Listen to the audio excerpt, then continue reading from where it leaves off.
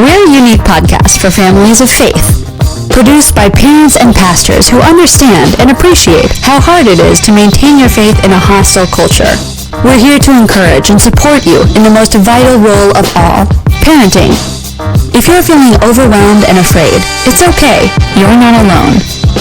Brilliantly Brave is hosted by two honest and engaging dads with 9 kids between them. A road tripper, author, and pastor, Father Brad Mathias, and iShine founder, solo parenting expert, and all-around foodie, Mr. Robert Beeson. Join us each week as we explore and engage with some of the most intriguing, inspiring, outrageous, and awesome parents in the world. This is Brilliantly Brave. Hi, and welcome to Brilliantly Brave Parenting. I am your co-host, Pastor Brad. Gentle. Hi, welcome to I'm tired. Deep Thoughts with Brad Mathias. Easy now, I'm tired. Okay. I was trying to be considerate. I didn't say sidekick. I said co-host. Okay, great. Yeah. Sidekick is kind of nice, too. Well, he doesn't like We go back and forth on this all the time. Yeah, season 3. We're in season 3. If you're tuning in, this is Brilliantly Brave Parenting, season 3. Robert Beeson is still antagonist. I'm still the hero of this story. Okay. All right. Yeah.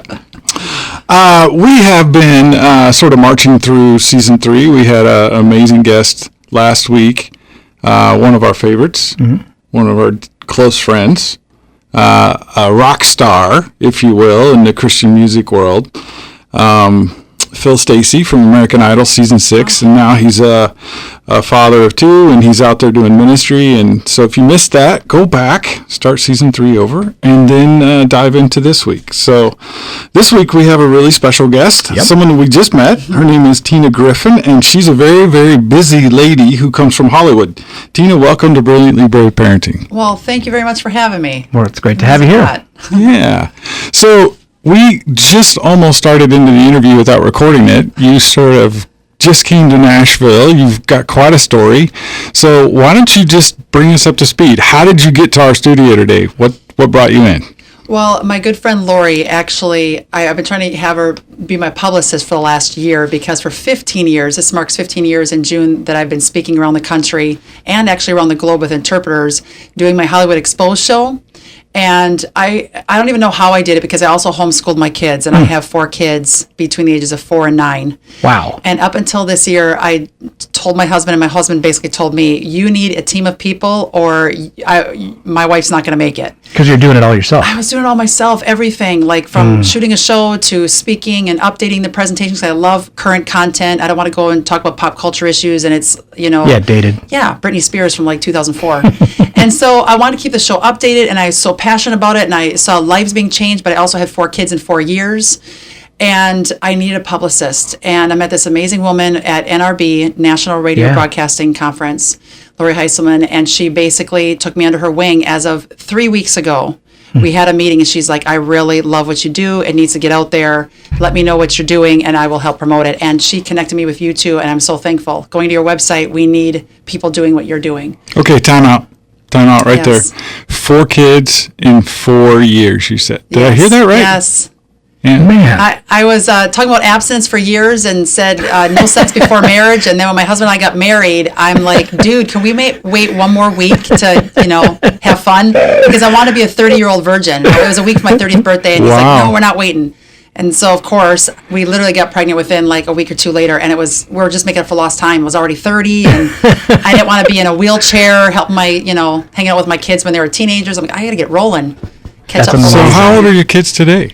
9, my oldest just turned 9, and then 7, 5, she'll be 6 next week, and then a 4-year-old going on 12. Oh, yes. Girls and boys? Yes, Okay. 2 boys and then 2 girls. Wow. A 4-year-old going on 12. She is wild. She is a mini me, but even worse than me, so we're in for it. Wow. Yeah. More? Are you looking for more? It's funny you just said that because I've been really tired lately, eating a ton of food. I'm like, I better not be pregnant because I don't know if I can do that. When I had my first kid, I had so much more energy. I was 26 and no, I wasn't 26. I got married when I was 30. I was about 33, 30. No, it wasn't even that. I was like 31. I can't do my math today. Year after, I had Jake, but about a week before his due date, I was doing 17 shows in the inner city schools of Chicago in a 4-day period. Oh, my goodness. 8.5 months pregnant, holding my belly, running up and down the stands at the school assemblies. And I had the energy for that. And then just one kid after another. And now I've slowed down to a couple, events a month. Wow.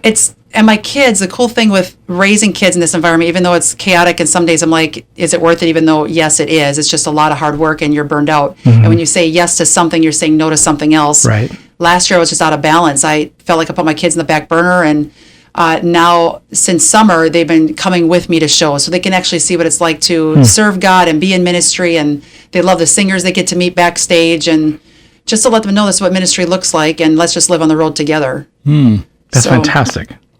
So when you go on the road, what is that? Tell our audience, what are you doing when you go on the road? It is, it's the best and craziest thing at the same time because there's a lack of sleep and, you want to stay healthy because you can't give if you don't have. And so it's hard to go to McDonald's for the fourth time in a week. And when I had 3 kids in diapers at once and we were traveling the country at that time with Speaking and New Tribes Mission, so we're raising funds for our ministry, I was changing kids' diapers in people's driveways at midnight. And it just the wildest stories, like traveling 800, 900 miles in a day. It was just wild. I think my son Jake and Levi, both of them didn't walk until they were about 3 because they lived in their car seats. Wow. Like I look back and I'm like, there are great things about traveling the world and showing them culture and sharing what God's doing at the same time. Poor kids were trying to learn how to walk and they were not able to. Wow. But good memories. You look back, it's like good memories. But my body caught up with me this last year. I jumped into a new decade, yes. And I'm like, the last 2 months was the first time in 15 years I took a break when we came to Nashville. I'm like, I can't do the 40, 50 hours a week. And I'm just starting to pick it up again and asking God for clarity. What do you want me to spend my time in and do it well? So what is the thing that you do on the road? What would you say your primary calling is to speak about or speak to? And what got you to that place? I mean, obviously there's something that was a catalyst to say, this is something I have to address. And what was that, and what is it that you are passionate about? I grew up in a really small town in Pulaski, Wisconsin with like 2,000 people. And honestly, I'll just say it, my mom and dad were third cousins. I'm glad they weren't second or first cousins. I might not have turned out as well. They met at a wedding. Everybody knows everybody. And I had 5 classmates. I was in 6th grade. They were in 7th. A guy had overdosed on some medication and killed those 5 girls. One was a older sister of one of my friends. I then had a classmate that I knew well, a grade ahead of me, commit suicide. This is all the same year in a small town of 2,000 people. How old were you at this time? I was, 11, 12, somewhere in there. Wow. And then I had a classmate, great guy, his name was Trent, and with a mile from my farm, I grew up on a dairy farm, there was a wedding hall where a lot of weddings would take place. And they were at the wedding, and his cousin had driven home drunk and hit Trent when he was walking home because he was drunk and didn't want to drive, and killed him. So with all of that going on in my town, and then, of course, friends getting pregnant at 15, 16, I'm like, I became a Christian at 16, and I'm like, I am willing to die for the cause. And I still am today. I go to school assemblies thinking, am I going to get shot in the back for sharing about the lies of pop culture because someone loves a fan I just exposed for the reality of who they are. I might need a bodyguard. I have some friends that do the line of work I do, and they have bodyguards and show up in a Hummer. I would love to have a Hummer. It'd be so cool. And so I just wanted to be a Christian that was sold out for the Lord and doing what God's called me to do no matter what the cost. And so from there, it went to moving to LA because I saw so many celebrities that I grew up following. Back then it was 90210, what's the biggest deal? Right. But I remember seeing like a People magazine with Jason Priestley on the front cover, and he had driven his car over 80 miles an hour drunk and smashed into a tree. And I'm like, man, I got to get out and talk to these celebrities. It's not just helping them see who the Lord is, because when I became a Christian, I couldn't shut up about Jesus, but I wanted to help them be freed from the deception and lies of what they were doing so they can influence the masses, because my friends followed all these people.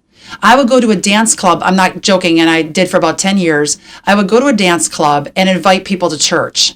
Because I love dancing, but I wanted to show friends you didn't have to get drunk in order to have a good time, and you didn't have to do any pole dancing in order to have fun. I would go as a witness type of thing, and people would come to church. There was one guy from Young and the Restless when I worked on set, and he came to church, became a believer. And so I just loved working in LA and knew that media was the number one way that my friends were being influenced, including myself, really, because I loved Madonna and Janet Jackson growing up. And my mom gave me Sandy Patty as, a trade-in. An answer to that? Yeah. I'm like, what? And so I just wanted to help celebrities realize who the Lord was and have an impact in pop culture. So teens can realize, hey, there are consequences to what these celebs are promoting, and they don't even let their own kids listen or watch their content. And that's what caused me to create the show and start speaking about it, and I have been doing it ever since. Wow, that's great. Yeah, so that you do talk fast. You warned us. I'm sorry. You said this is This is awesome. We're going to get a lot covered. Yeah, I feel exactly. like- Sorry, I'll slow down. we're on the freeway Gosh now, darn, Robert. Yeah, don't you know. keep your arms and hands inside the vehicle. Yeah, I'm looking at some of the questions that came in your media kit. You've gotten involved. You've created a website, counterculturemom.com. Tell us about that. What is Counterculture Mom? Well, originally it was Tina Marie Live, but after having 4 kids, I realized in order to reach the masses faster, and God keeps giving me more clarity on how to do that even more, it went from speaking to live shows and reaching a couple thousand people at once. And then maybe if they saw my videos, I started a YouTube channel. But I'm like, man, now that I'm a mom with kids, my name has to fit what I'm doing. And it's not about me. It's about who God's created me to be, but he's creating other counterculture moms. This phrase is for anybody, any moms out there that want to live the way God's calls to live in this upside down world, in this chaotic pop culture mess. And so I help people, parents particularly now, along with teens, but I have now the parents since I'm a parent, on how to help them do a pop culture purge. What does that look like? How can we go through the different rooms of our home? That alone could be another whole segment because there's so much content we can cover. But parents are constantly asking me, Tina, how do we do a purge? How do we get our house clean? And I walk them through those steps. And so the website is a way for them to go to one-stop shop, get my previous blog posts. I then created a Hollywood Insider show last April, having amazing guests on from Ken Ham, talking about the Creation Museum, to you name it, people from the Parent Television Council, the Covenant Eyes, talking about how to keep your computer safe for your kids. Because I'm not an expert in all those areas. And I just told my husband one night, man, I do so much work, 50, 60 hours a week on researching this stuff. I need experts on to talk about these areas. And so that's the same platform all on that website where parents can go to one spot, search the topic they want, and they get it. But the Counterculture Mom app that we just submitted is off the hook and better than the website. That's great. I'm looking forward to seeing that. Tell me, like, in your opinion, based on the experts that you've talked to and what you've observed in Hollywood yourself, and what is the primary, or what are a couple of the primary things that parents need to be aware of that they may not be aware of? I mean, there's the obvious things out there, the sex, drugs, and rock and roll, where it's, or language or whatever it is. What are those things that we may not be paying attention to that are so dangerous for our kids? What would you say those things would be? I think the biggest thing is when I talk to parents, they're constantly telling me, Tina, I feel like it's a battle between myself and my kid. I want to raise my kids where they're not arguing and fighting with me, where I'm not being a friend but an actual parent. What does that look like?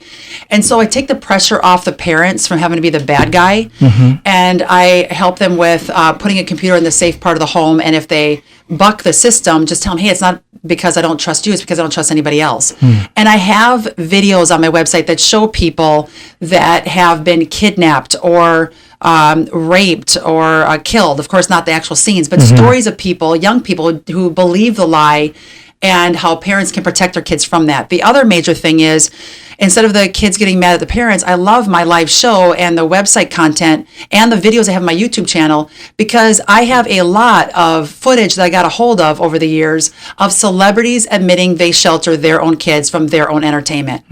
When I go to a high school assembly today, middle school, even prisons, and Focus on the Family cruises, mother-daughter cruises, no matter what the venue is, I gear the show to meet the needs of that audience. And every single time you can hear a pin drop when I show those videos where it's not just me talking, because I've seen it firsthand, because I've been to celebrities' homes, but these celebrities admitting it in the videos. Hey, I rewrite the lyrics for my kids, like Eminem, for years. And Steve Jobs not letting his kids have iPads or yes, iPhones. high five from across the table. Those are I actually wrote a blog on that. And Kate Winslet doesn't let her kids do social media. So all of these stories need to be out there. But then the good stories, like Matthew Perry, that he a couple years ago created his mansion in Malibu into a drug rehab facility. There's a lot of neat celebrities doing really neat things that needs to get out there, and the news just doesn't like to cover positive. And to let teens know, hey, if these celebrities shelter their kids from all this stuff, like Madonna for years. I have a whole big blog, several blogs on her. She was on the Ellen show about 4 or 5 years ago. And Ellen asked her, hey, asked actually her son Rocco, what do you think about your mom, stripping practically naked on stage and showing herself? And he's like, oh, my mom, she doesn't show me that. I'm under the stage busy doing things. She doesn't let me see her on stage. And to see that, the crowd's cheering, and I'm sitting there thinking, but it's totally showing us that these celebrities care about what their kids watch. And so when kids see this show that I give them, their lives are drastically changed within an hour and a half. And then I wrap the show with, how can you play a part in creating, being a counterculture warrior in today's day and age? If I'm able to share about Christ, I will. If I can share about my testimony, I will in public schools. In fact, I'm amazed at how many say, hey, you're a Christian, right? Yes. Okay, that's what I thought. Can you share some scripture in here? I'm like, this is public school. You're okay with that? Yep. No, we need it. Our students are, desperate. And so I'm just really thankful that those doors are still open to share that. And I'm so thankful that students get where I'm coming from and get angry to the point where they're erasing 300 songs off their tech devices. I've had so many emails, 41 pages, single space, that I've kept for the days that I don't want to do it any longer. It's so hard. I'll go back and read that. Kids that have no longer committed suicide. I had one kid about a year ago set the knife down in the counselor's desk and said, I was going to use this. I won't need this any longer. And so CD smashing parties, I've seen it all from what they've heard, and it's instant. And then it's a matter of, what talents were you born with to make a difference? Invest in that. Don't invest in watching Jay-Z and Beyonce. Yeah. So on a practical tip, what would you say to a parent out there listening that may not have had the safeguards in their home to a certain point? Their kids are now 12 or 13. They're starting to get exposed to things. They haven't censored things that are coming through. And they're listening to this and going, I wish I would have done that. But the kind of cat's out of the bag. They have been exposed to things and they're feeling shame and guilt. The parent is, because they've blown it. What would you say to that parent? What is a way that you can kind of start backtracking and start implementing these things without shaming your kids and protecting your relationship with your kids, so that the kid realizes that this is from a place of love, not fear? What would you say to that parent that feels like cat's out of the bag? There's two things. First of all, no one's perfect. I look back and say, man, I just yelled at Jake and I just told the parents to not do what I just did. So you kind of learn from your mistakes and move on and be transparent. It's never, ever too late to start instilling equipping your kids and creating that safe media environment in your home, no matter how old they are. The biggest thing I can say on the aspect of the teens not being angry at the parents, if things are now going to start to change for the better, they might not get it right away, is to go to my website, counterculturemom.com, and I have a video gallery in there. That has been the biggest thing that I've gotten response of teens and parents saying, I'm so glad we saw these clips because now my kids can see it for themselves. And it takes the pressure off the parent, like we talked about earlier. That's a big thing. The second thing that I get a lot when I go speak is that parents feel overwhelmed. They're fried. They're frustrated. Where do they even start? They don't have the time to research. I am researching 5 to 8 hours a day on pop culture and technology to stay updated. And I'm raising 4 kids. That's my main job. Somebody that doesn't have that as their main job, which is mostly everybody, they have maybe 5 minutes to check out something, or they find out afterwards after their kid has seen something nudity on their laptop. Snapchat with the new Snap Maps that's now on there, where predators are tracking kids down or chatting through the video game features. I talk about all that. The number one thing I can tell parents is to text the words media guide, no spaces, so media guide together, to the number 44222, and I put together a sweet 4-page, concise, very organized PDF of hyperlinks, all organized to a point where if they have issues with cutting or suicide, or they just want 300 positive family-friendly movies for family movie night this Friday night, they'll get all that in this guide. It's loaded. It's fantastic. I've heard such great response over the last year with that.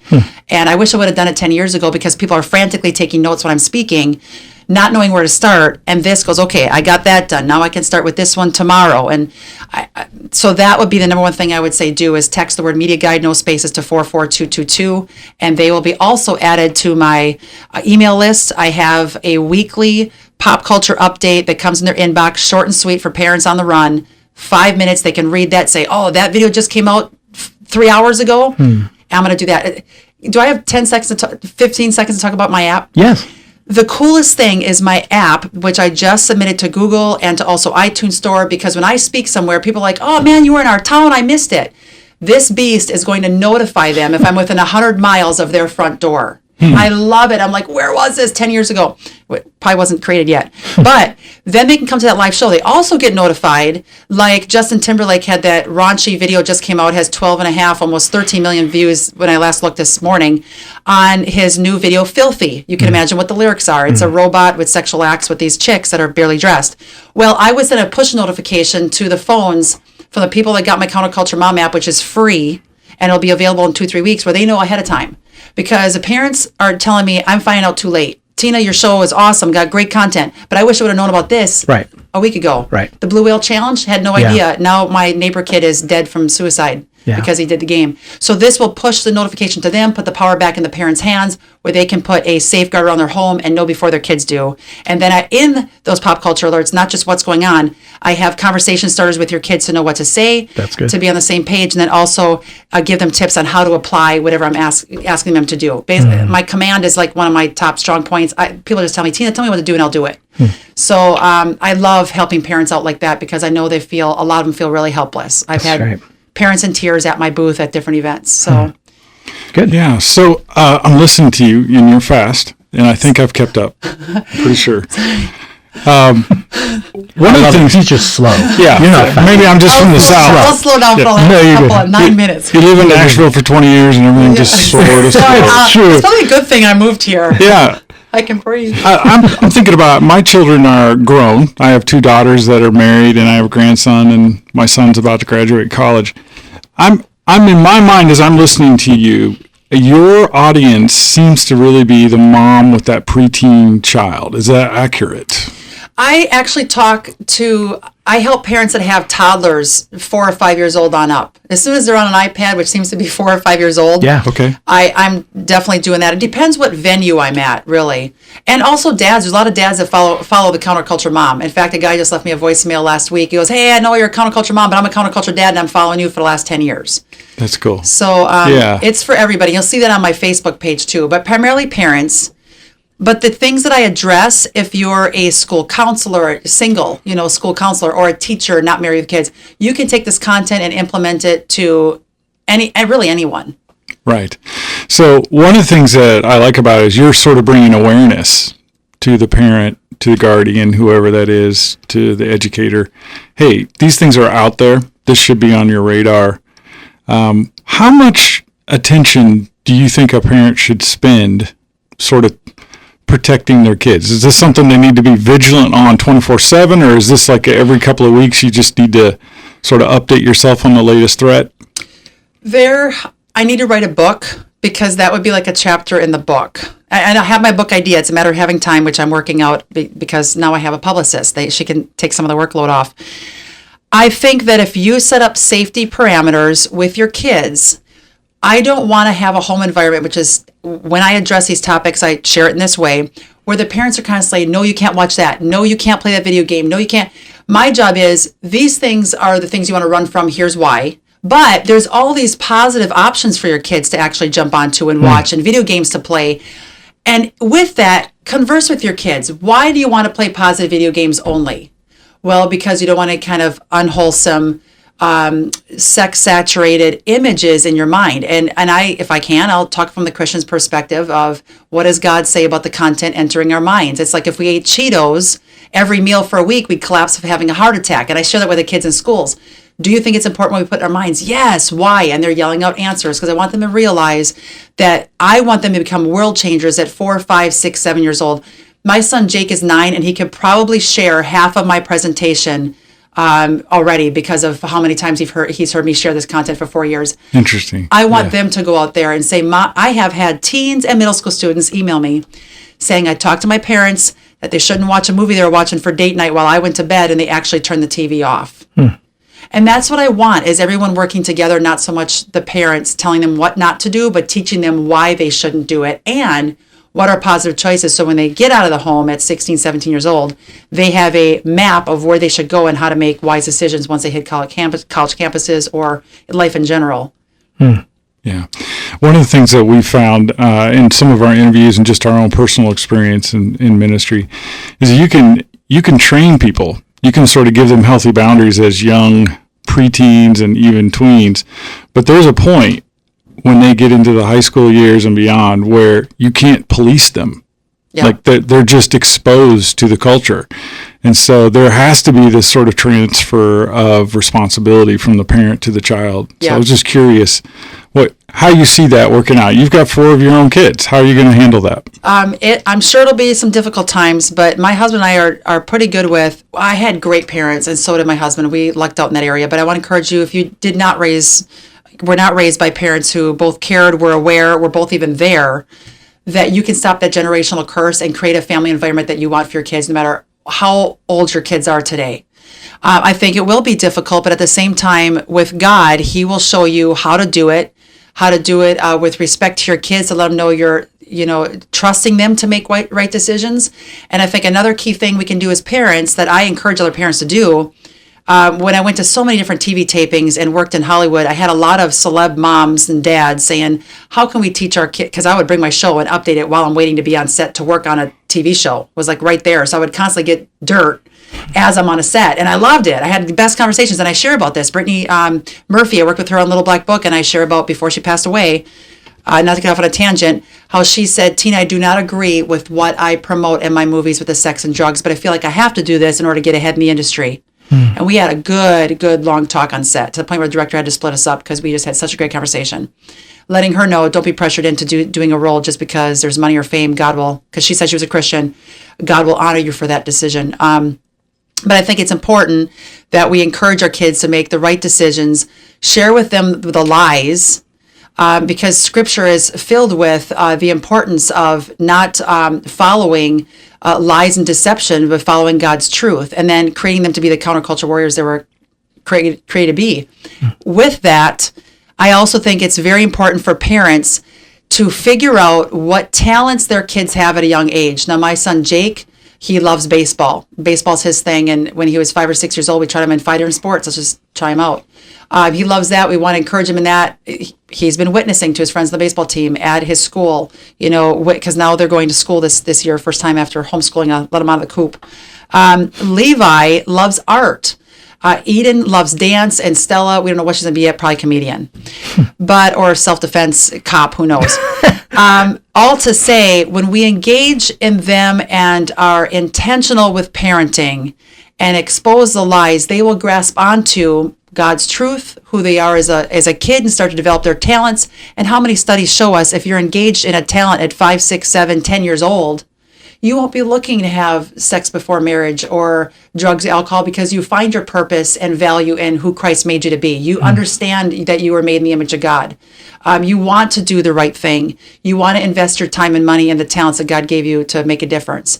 And so if we can do that for our kids, instead of letting them just use an iPhone as a babysitter, which a lot of parents do today, they're not engaging in the talents that they could go out there and make a difference. I told many kids over the years, Colton Dixon, I met him when I opened for him 2 years ago at a music festival. He's an awesome guy. I said, hey, this dude was a virgin when he got married. I want him on Hollywood Insider to talk about the whole thing, because that needs to be, kids need to see that. Oh my gosh, on American Idol, and he waited to have sex until his wedding night? Yes. There's a lot of celebrities that are going to get old, and Jeremy Camp and myself. Who is going to take our spots? Start investing in your talents now. Pick up the guitar at 9 years old. You'll be amazed at where God takes you as a result. Put that camera in your hand, become a photographer, a writer, scientist. I don't care if you're a garbage collector, but do whatever God's called you to do to go out there and witness to others to grow the kingdom, which is basically our main mandate, the one thing we should be concerned with. And that's my main focus, to get kids off the bench in the game, and they want that. They just need guidance. That's good. Wow, that's a lot to process very quickly. Sorry. You keep harping on this. Yeah, I know. Well, I mean, I'm sort of astounded. Like I'm catching up as we go. But she covered a lot of stuff there, Robert. That was a significant discussion. How would a mom who's just listening raptly in their car right now, they're absolutely super impressed, and they want to follow up and find out more about this Culture Mom stuff. How would they get a hold of you? What would you suggest? Mom, Dad, driving around your car right now or cooking dinner, wherever you are, you were created to be a counterculture warrior for such a time as this. There is a battle and a war waging for the next generation, waging a war against our children. And it is your duty and a privilege to raise your kids to honor God. Is it hard? Yes. So the days you want to give up? Yes.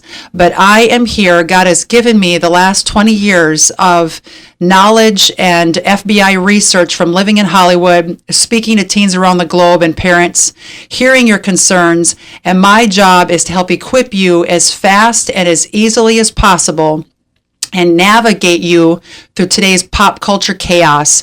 Simply go to my website, counterculturemom.com. Be on the lookout the next month for our Counterculture Mom app, and you will get the tools you need to implement even 5 minutes a day to create change in your own environment under your roof. Well, you will be sharing stories with your neighbors, can't stop talking with your friends about how your kids have changed their ways, have realized that there's hope in the world again. I'm telling you, the messages going in have to be positive, because what comes out as a result will be positive if we feed them God-honoring entertainment in film, TV, magazines, you name it. And if they ever want to do what I'm doing, speaking out on these issues, have them contact me at tina@counterculturemom.com, because I will be putting together very soon a speaking team so I can help delegate and send out more people to more places faster. Don't give up. God is cheering you on, and you want to hear him say, well done, good and faithful servant, because this is the most hardest period in our culture, I believe, in the history of the United States to raise kids today. And for some odd reason, God thinks that we can handle it. And I'm here to help you do that. So thank you for tuning in, and get in touch with me at counterculturemom.com. I also speak all over the place. So if you have a venue, a school, a church, a prison, yes, prison, let me know and I will come and share this message. Awesome. That is awesome. You know, Robert, we call this podcast Brilliantly Brave Parenting. Most parents don't feel brilliant or brave. And so the encouragement is that there are moms who are out there doing things for the kingdom of God with the sphere of influence they've been given. And so, Tina, we thank you for coming onto the show, for sharing your story, your inspiration, your encouragement. Thank you so much for having me, because without you, I'd be talking to myself at home. So thank you for that. Well, we enjoyed it. Thank you for joining Yes. us today. That was a lot to take in. Wow, Tina Marie Griffin is her full name. She's counterculturemom.com. I was just sort of commenting in between as we said goodbye. Man, that is a woman who's doing a lot. She's got a lot going on. Yeah. Yeah. Yeah. She just recently relocated from Missouri to Tennessee. Yep. She's got a new website, thecounterculturemom.com. She's got a new app that's coming out. She's doing like a live event, Hollywood Insider, which she's exposing sort of the inconsistencies or the hypocrisy between Hollywood celebrities and sort of the content that they're putting out there. Yeah. Yeah. And she seems to be tireless at really unraveling this whole thing. And I think, I don't know if there's anything else we can add to this, because honestly, there's so much that she walked through, and I'm excited to dig into her website a little bit more and find out more about, her perspective and things that we can do as parents to be aware of what's going on. I'm really glad that she ended on things that we can do positive, not just policing, but find the talents, find the giftings in our kids, pursue those things, highlight those things. Like that's really important. And I'm glad that she landed there, because so often we can take information like Tina has and just fearfully run and try to shut the windows on every single app that we have on our phone or every television and all the music. And I think that there's a time and place for that, for sure. But equally, if not more important, it's find the good things in our kids, encourage those things. And so I'm really glad that she ended on that. I think it's really important. You know, as I was listening to her, she made a comment about doing a pop culture purge in the home. And, I noticed as she was talking that her focus is really on this sort of bringing awareness to a parent. That there are dangerous things out there in culture. You can't just allow your kids to open up an iPad or watch TV without some real attention. Yeah. And I know that that's sort of common sense. You and I would assume that a parent would know that, but I realized as she was talking, we've actually got to have people like Tina out there to bring awareness. So true. And say, hey, these things exist, and they're dangerous, and here's why. And along with that, yes, absolutely. Along with that is not only because we can become desensitized in this culture to all the things that are out there because it's just happening all the time, but also feel just completely, it's overwhelming. I can't. There's just too much coming at our kids that we need to be deliberate about this. We need to be reminded that we need to pay attention because there's absolutely an enemy out there that is trying to control the messages that are forming our kids. So I agree. I think it's great to have someone like her that is continually throwing up the flag and going, because it's probably not a popular thing to do, like to say, don't do this. And that's, again, why I'm so glad that she ended on the positive of all those things are important, but find the gifts in your kids and enhance those. Yeah, I agree. And I think for the listener who resonated with that, if you really felt like, wow, I need to be more involved in sort of policing what my kids are up to, what they're watching, what's coming in to my home, I thought her website would be a great place to start. Yeah. That text option that she has with the different resources on it, those sound great. And if you need to, just rewind and catch that detail from our interview. But we want to encourage you as parents that there are moms and dads out there who are fighting this fight along with you. You're not alone. You're not in this as an isolated, interested party. There's an entire generation of parents who are standing up and trying to make a difference in their life. So, That's right. That's one of the reasons we exist as a podcast, is to highlight those heroic efforts by parents just like you who are making a difference in their own immediate area. So That's right. Very cool. Thanks so much for tuning in to Brilliantly Brave, and we'll be back right here next week. See ya. Parents, remember, even if you may not feel brilliant or brave, you are. For God gave us a spirit not of fear, but of power, and love, and self-control. And I am not ashamed, for I know whom I have believed. I am convinced that he is able to guard until that day what has been entrusted to me. 2 Timothy 1:7 and 13. This podcast is a service of iShine Ministries and the Tween Gospel Alliance. All rights reserved. Donations to Brilliantly Brave are tax-deductible at iShineLive.com. Review and subscribe to this podcast on SoundCloud, Stitcher, iTunes, or on our webpage. And read our blog and connect with us at WordPress@BrilliantlyBrave.com. Thanks for joining us for another episode of Brilliantly Brave.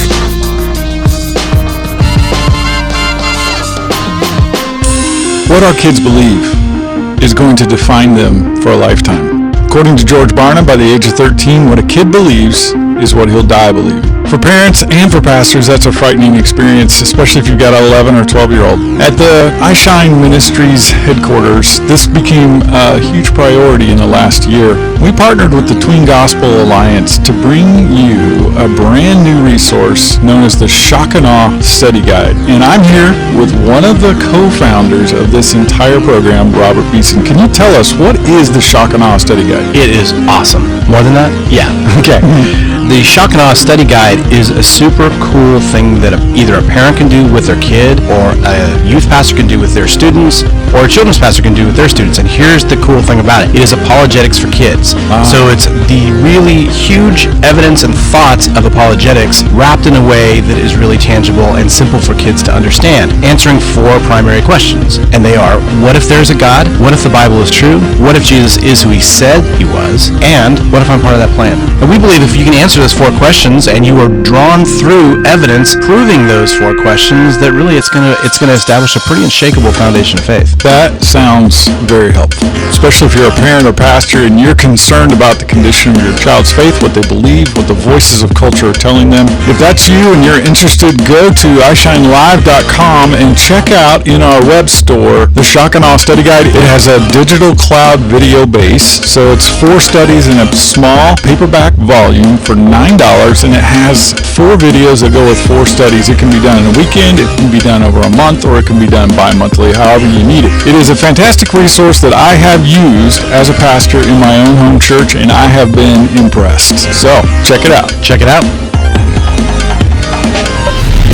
iShine is a faith-based ministry and media company that looks and feels a lot like a Christian version of Disney. iShine is more than entertainment. We're the producer of the largest Christian tween TV series in the world, a nationally syndicated radio show, a Nashville-based record label, host to multiple live tours and summer festivals, an interactive website and social media, and a provider of printed and digital devotionals, preteen Bibles, and church curriculums. But more than anything, we're a trusted Christian resource for parents and pastors. You can turn to us for all things tween. Check us out at iShineLive.com.